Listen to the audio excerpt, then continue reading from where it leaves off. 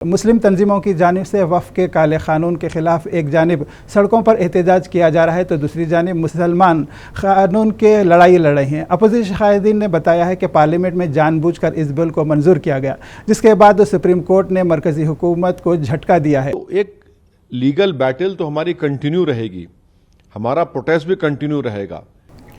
मरकज़ी हुकूमत की जानिब से पार्लियामेंट में वक्फ बिल को मंजूर करने के बाद मुल्क भर में एहतजाज की लहर दौड़ चुकी है। मगर प्रोटेस्ट हमारा अधिकार है, हम जनता के दरमियान में जाएंगे, अपनी बात को रखेंगे, प्रोटेस्ट होगा। All India Muslim personal law board ने जो प्रोटेस्ट का प्रोग्राम बनाया, हम उसकी सपोर्ट करते आए, सपोर्ट करेंगे। प्रोटेस्ट तो डेमोक्रेसी की रूह है भाई, वरना अगर प्रोटेस्ट नहीं होगा तो फिर डिक्टेटरशिप रह जाएगी, फिर जमहूरियत कहाँ रहेगी, लोकतंत्र कहाँ रहेगा। प्रोटेस्ट पीसफुल होना चाहिए और पीसफुल होगा इंशाल्लाह। उन्होंने मरकजी एनडीए हुकूमत को आड़े हाथों लेते हुए कहा कि बीजेपी कायदीन गुज़श्ता 11 साल के अरसे में आवाम की भलाई के लिए कुछ भी नहीं किया। उन्होंने वक्फ पर सुप्रीम कोर्ट की समाअत पर तबसरा करते हुए कहा कि अब मुल्क के अवाम को ये मालूम हो चुका है कि जेपीसी के नाम पर मरकजी हुकूमत पार्लियामेंट ने बहुत ड्रामा किया था।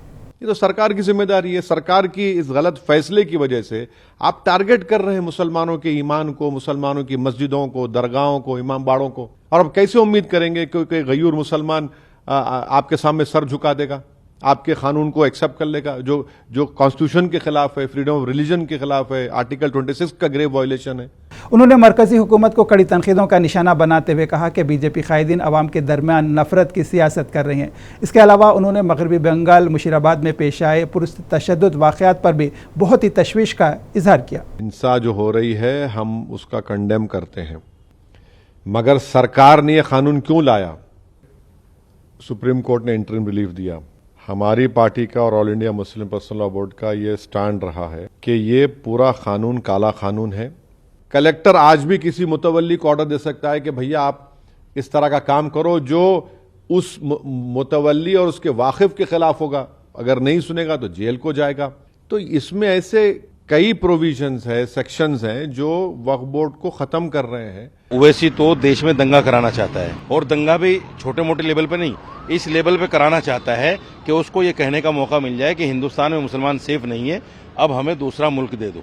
पाकिस्तान की तरह वो जिन्ना बनना चाहता है और पाकिस्तान के लिए एक नए पाकिस्तान के लिए एक नया रास्ता खोलना चाहता है। इसलिए क्योंकि मुस्लिम लीग को मुसलमानों ने आज़ादी के बाद नहीं माना, तो फिर इसकी पार्टी इत्तिहाद बैनुल मुस्लिमीन को कैसे मान लेंगे।